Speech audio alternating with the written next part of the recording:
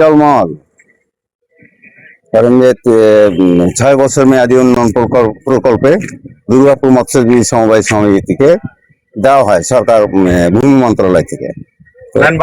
এদিকে দুইবার ডিসিআর কাটার পরে আব্দুল মালিক সাবেক মেম্বার মাননীয়।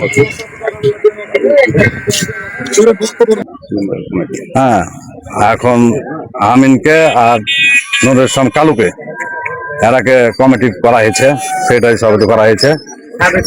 হ্যাঁ, তো আমরা চাই যে এই যে কালাম যে আমি নতুন সভাপতি, এই দুই তিনটা এই সন্ত্রাসীর জন্য, আওয়ামী লীগের সন্ত্রাসী এগুলা, এই দুই তিনটার জন্য আমার জেলাকে বিল থেকে আইলো বাজারে আসতে মাত্র নতুন করে আমরা যতটি লোক আছি 24টা লোক আছি, 24টার ভিতরে সবাইকে মাইক ধরে করে টাকা ফাঁসা লিয়া নাই অন্যায় করছে, খুব উঠতে দেয় না, বিলে নামতে দেয় না। বাড়ির পিছন দিয়ে বিল ভাতিয়া বনাম ভোলাহাট শিখবজের মধ্য দিয়ে বিল ভাতিয়া জলপথ।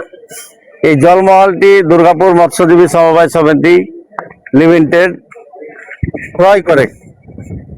গত 2 বছর হলো সবাই মিলে কিন্তু ভাগ বন্টন করে খাই, সভাপতি সদস্যর মাধ্যম দিই, ওই সমিতির মাধ্যম দিই আমরা।